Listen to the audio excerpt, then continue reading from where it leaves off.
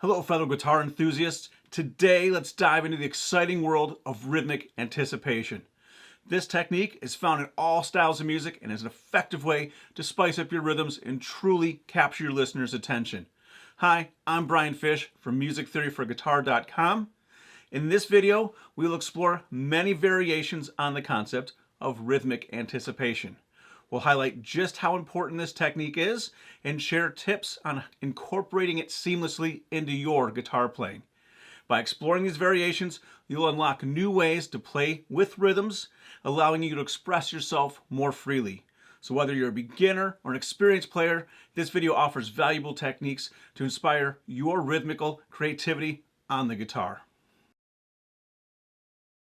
In a lot of music, the chord change happens on the downbeat of 1 or on the downbeat of 3. So what I want to do here is do an example exactly like that, so we set up the expectation of hearing everything happening on the beat.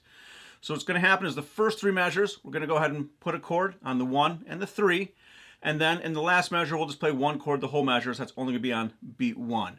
So let's go ahead and play this example just so we can get this in our ears, so we have an expectation that we can then break that expectation with every example after this.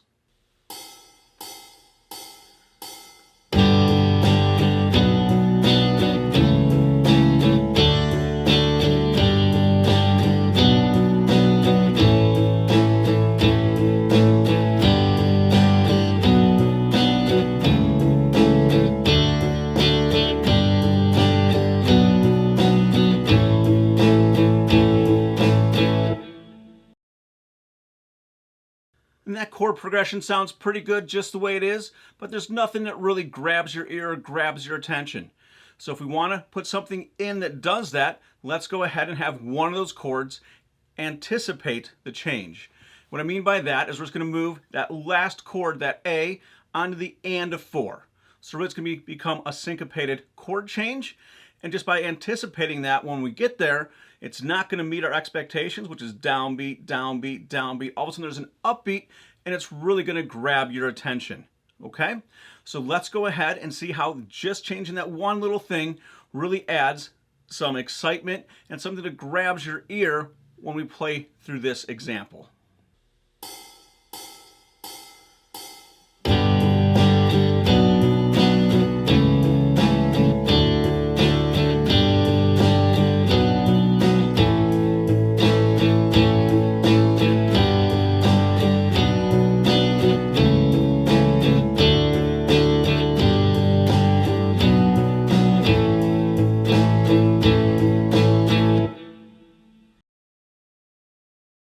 Okay, now you heard how just anticipating that chord change really does grab your attention. Just know that you can do this as many times as you want to. So for this example, let's go ahead and put 2 places where we anticipate that change or syncopate that change. Okay, so on this one, we'll keep that A exactly where it was at. And then in that second measure, let's take that D that was on beat 3, and now we're going to move that change to the and of beat 2. So let's go ahead and play through this one and see how that grabs your ear.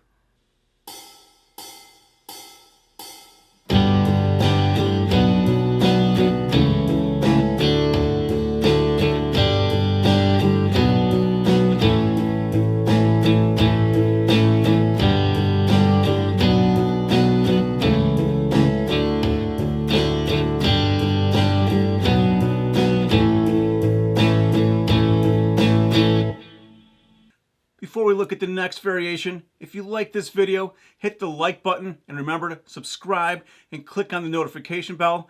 Otherwise, YouTube will not let you know when I put out a new video. And if you have any comments, feedback, or suggestions, write them in the comments below. I enjoy reading what you have to say and will make videos based on your suggestions. Like I said in the last example, you can do this as many times as you want. So for this one, let's go ahead and keep the 2 G chords on the downbeat, and then everything else is going to be moved over to the and, so every other chord change is now anticipating and it's no longer falling on that downbeat of either 1 or 3. It's now moved to the and right before that. So let's go ahead and play through this one and see how that changes the sound of this progression.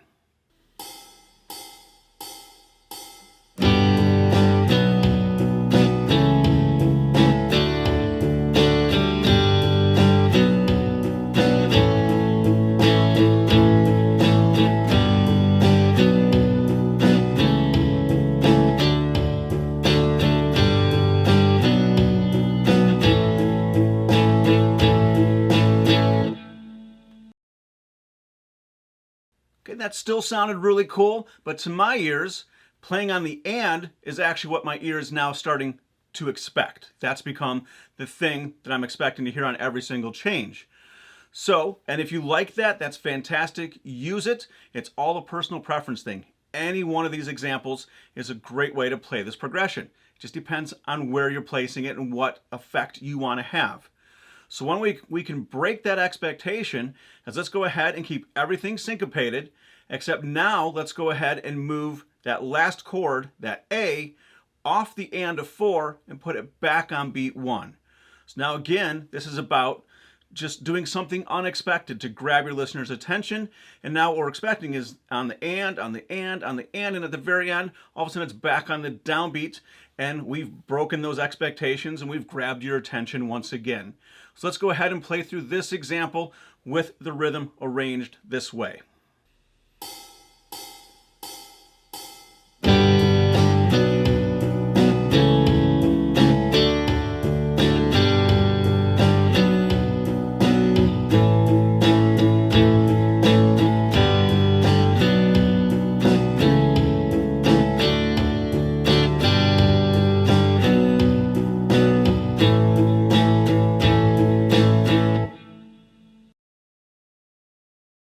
Now let's have some fun and see what these rhythms sound like played back to back.